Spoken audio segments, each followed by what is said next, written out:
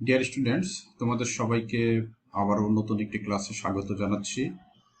S Alam accounting solution এই YouTube চ্যানেলের পক্ষ থেকে আমি শিপন আলম স্যার।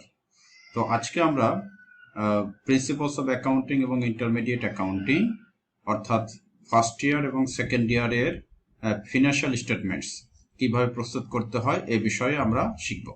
এবং এই ফিনান্সিয়াল স্টেটমেন্টস ফার্স্ট ইয়ারের মার্কেটিং, ফিনান্স এবং অ্যাকাউন্টিং তিনটা ম্যানেজমেন্ট চারটা ডিপার্টমেন্টে কিন্তু আমাদের এই ফিনান্সিয়াল স্টেটমেন্ট রয়েছে এবং ফিনান্সিয়াল স্টেটমেন্ট থেকে প্রতি বছরই প্রশ্ন আসে।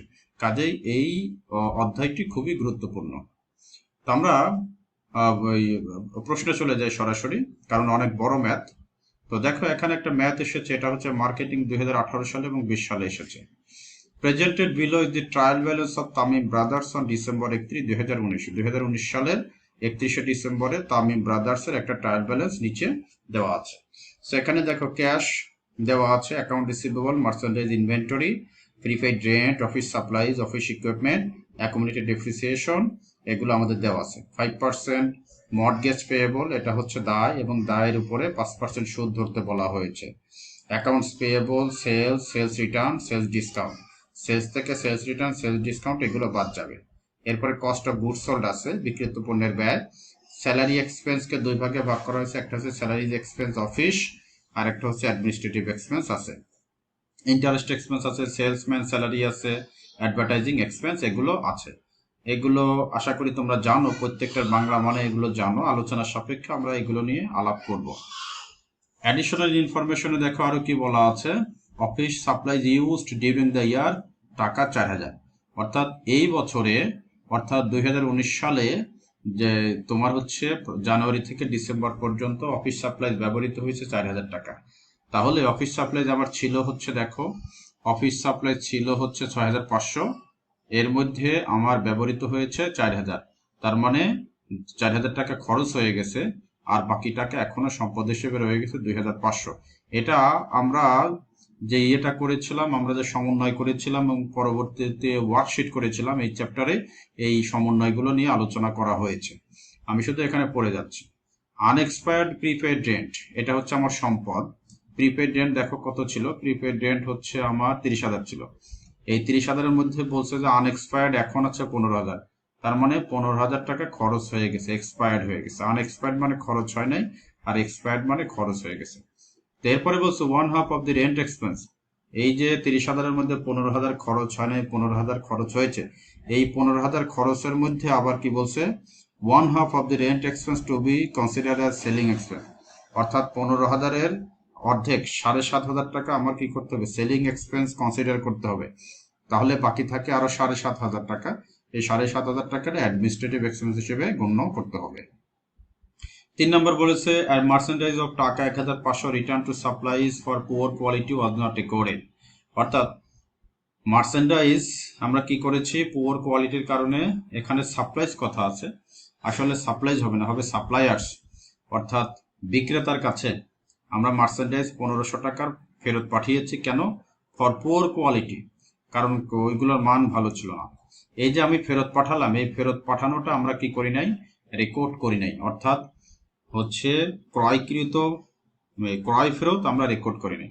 তাহলে ক্রয় ফেরত মানে কি, ক্রয় থেকে বাদ যাবে, আর হচ্ছে কি আমার মার্চেন্ডাইজ ইনভেন্টরি থেকেও বাদ যাবে, যেহেতু পণ্যের পরিমাণ কমে গিয়েছে। আমি দেখব, depreciate office equipment at 5%।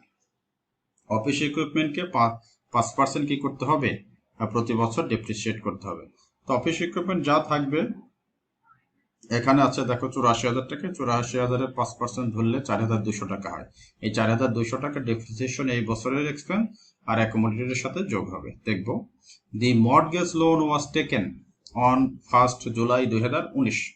Mortgage loan, অর্থাৎ এই যে আমার এখানে মর্টগেজ লোন আছে, দেখো কত, মর্টগেজ লোন 40,000। এই 40,000 টাকা কিন্তু নেওয়া হয়েছে, দেখো বলছে 1 জুলাই 2019। অর্থাৎ 1 জুলাই থেকে 31শে ডিসেম্বর পর্যন্ত 6 মাসের জন্য আমার সুদ ধরতে হবে, যেহেতু 1 জুলাই থেকে আমরা এই লোনটা নিয়েছি। তাহলে 40,000 টাকার উপর 5% ধরলে কত হয়, 2,000। এই 2,000-এর অর্ধেক হচ্ছে 1,000 টাকা আমার ইন্টারেস্ট এক্সপেন্স হিসেবে দেখাতে হবে।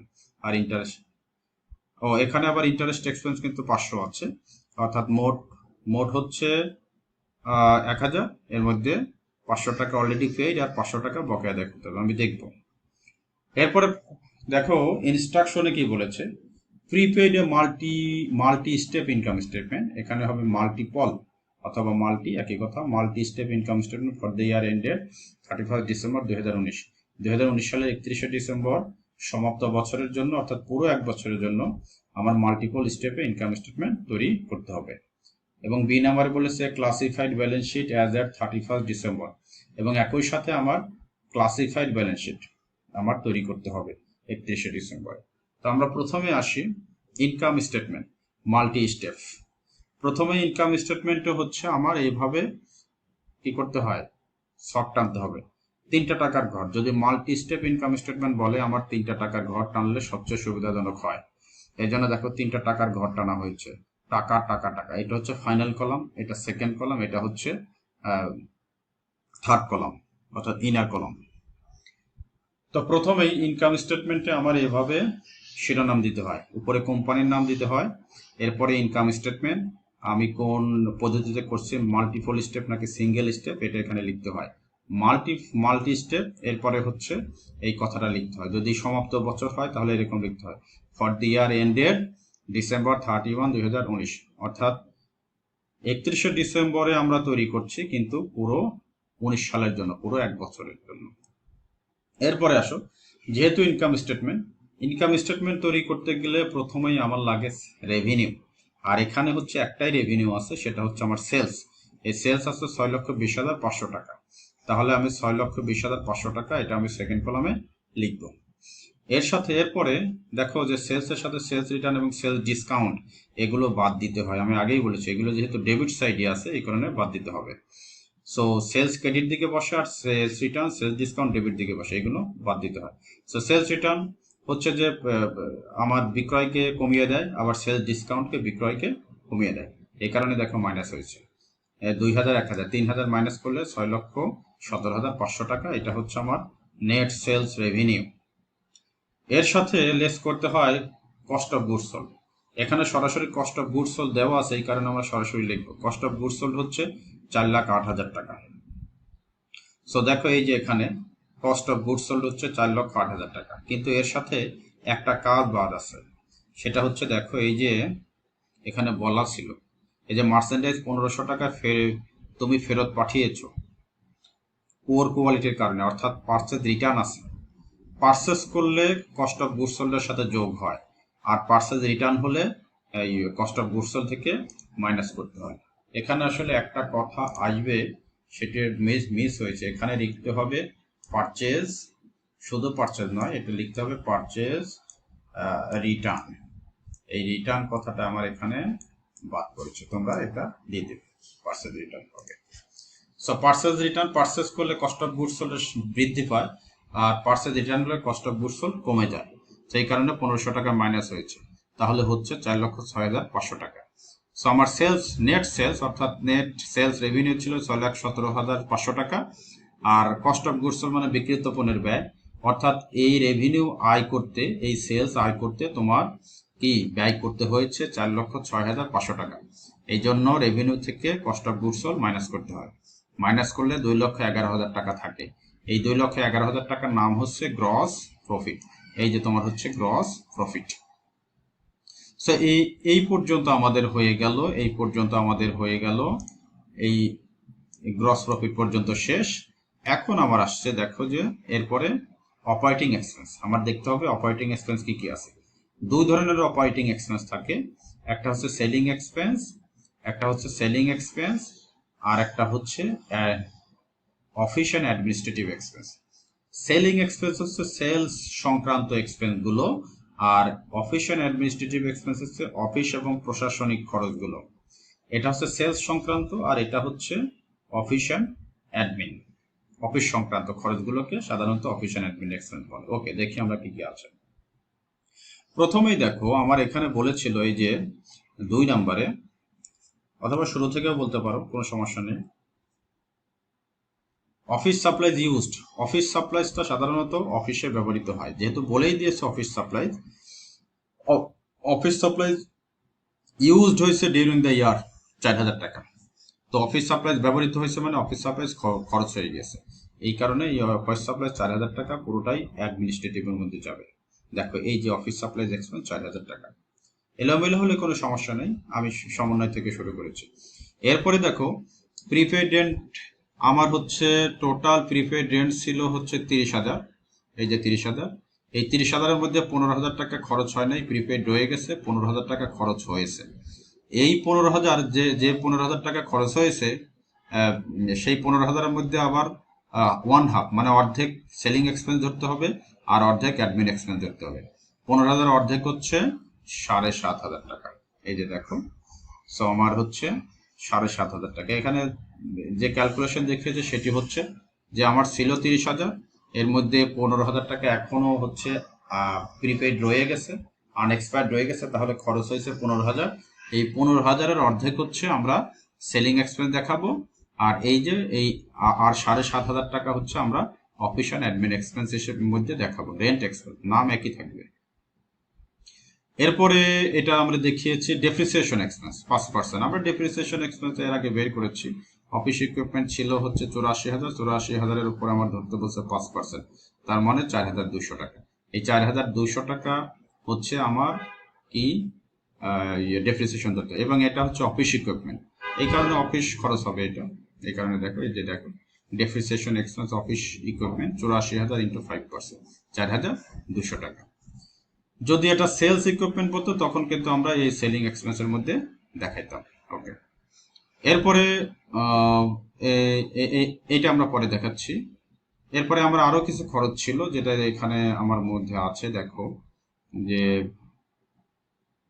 এই যে স্যালারিজ এক্সপেন্স, স্যালারিজ এক্সপেন্স কিন্তু বলেছে যে অফিস হচ্ছে 20,000, আর অ্যাডমিন এক্সপেন্স তো আলাদা করে বলেই দিয়েছে 35,000, তাহলে এইটা অফিসের মধ্যে যাবে আর এইটা অ্যাডমিন, অফিস অ্যান্ড অ্যাডমিন তো একই সাথে, অর্থাৎ স্যালারিজ এক্সপেন্স এবং অ্যাডমিনিস্ট্রেটিভ এক্সপেন্স 20,000, 35,000। দেখো এই যে স্যালারিজ এক্সপেন্স অফিস 20,000 আর এই অ্যাডমিনিস্ট্রেটিভ এক্সপেন্স 35,000 টাকা, এটা দেখানো শেষ। এরপরে আরো কিছু আছে কি আমরা দেখি, যে এই যে সেলসম্যান স্যালারি কিন্তু আছে, সেলসম্যান স্যালারি, সেলসম্যান স্যালারি মানে এটা বিক্রয় সংক্রান্ত, এই কারণে বিক্রয়ের মধ্যে যাবে। আবার অ্যাডভার্টাইজিং এক্সপেন্স, এটাও বিক্রয় সংক্রান্ত, কারণ অ্যাডভার্টাইজিং দেওয়াই হয় হচ্ছে বিক্রয় বৃদ্ধির জন্য, এই কারণে এটা অ্যাডভার্টাইজিংকে বিক্রয় হিসেবে গণ্য করা হয়। এই কারণে দেখো এই যে সেলসম্যান স্যালারি আবার হচ্ছে কি অ্যাডভার্টাইজিং এক্সপেন্স। ওকে, আর কোনো খরচ যদি না থাকে তাহলে আমরা এখন সেলিং এক্সপেন্স গুলোকে যোগ করব। সেলিং এক্সপেন্স গুলোকে যোগ করলে অর্থাৎ 7,500, 8,000, 2,000 এটা যোগ করলে হয় হচ্ছে 17,500 টাকা, এটা সেকেন্ড কলামে লিখবো, কারণ এর সাথে কিন্তু আবার এটা যোগ হবে, এই কারণে। অফিস অ্যান্ড অ্যাডমিনিস্ট্রেটিভ এক্সপেন্স, এগুলো আমার administrative expense, rent expense, office supplies expense, এরপরে ডেপ্রিসিয়েশন এক্সপেন্স, স্যালারিজ এক্সপেন্স সব যোগ করলে হয় 70,700 টাকা। সো আমার ছিল দেখো যে সেলিং এক্সপেন্স ছিল 17,500 আর এটা হচ্ছে 70,700, যোগ করলে হয় 88,200 টাকা। সো এই হচ্ছে আমার টোটাল অপারেটিং এক্সপেন্স। তাহলে আমার গ্রস প্রফিট ছিল 2,11,000 টাকা, আর আমার টোটাল অ্যাডমিনিস্ট্রেটিভ এক্সপেন্স হচ্ছে 88,200 টাকা। তো এই গ্রস প্রফিট 2,11,000 থেকে 88,200 টাকা এই অপারেটিং এক্সপেন্স বাদ দিলে আমার যেটা থাকে সেটি হচ্ছে 1,22,800 টাকা। সো এই 1,22,800 টাকার এটার নাম হচ্ছে এর নাম হচ্ছে অপারেটিং ইনকাম। অপারেটিং ইনকাম কি, তাহলে কিভাবে আমরা বের করলাম? আমার যে গ্রস প্রফিট ছিল সেই গ্রস প্রফিট থেকে এই অপারেটিং এক্সপেন্স বাদ দিয়েছি 88,200 টাকা, তাহলে 1,22,800 টাকা, এই কারণে এটির নাম হচ্ছে অপারেটিং ইনকাম। অর্থাৎ গ্রস প্রফিট থেকে অপারেটিং এক্সপেন্স বাদ দিলে অপারেটিং ইনকাম পাওয়া যায়। ওকে, এরপরে নন অপারেটিং এক্সপেন্স, এইখানে নন অপারেটিং এক্সপেন্স আছে, সেটা হচ্ছে ইন্টারেস্ট। দেখো তোমাদের আমি আগেই বলেছি আমার এই রেওয়া মিলে আছে 500, আর কিন্তু আমার বকেয়া ছিল, অর্থাৎ টোটাল কিন্তু আমার বের হয়েছিল 1,000 টাকা মর্টগেজের উপরে ইন্টারেস্ট। সো সেই 1,000-এর মধ্যে 500 টাকা রেওয়া মিলে দেওয়া মানে অলরেডি পেইড, আর 500 টাকা প্রদান করা হয় নাই, তাহলে 500 টাকা অলরেডি পেইড 500, আর আনপেইড আছে 500 টাকা, মোট মিলে হচ্ছে আমার 1,000 টাকা। তাহলে অপারেটিং ইনকাম থেকে 1,000 বাদ দিলে 1,21,800 টাকা, এটা হচ্ছে আমার নেট ইনকাম। যেহেতু অন্য কোনো রেভিনিউ নাই এই কারণে যোগ হয়নি, এটাই হচ্ছে আমার নেট ইনকাম। বাকিটা আমরা পরের ক্লাসে দেখবো। ধন্যবাদ সবাইকে।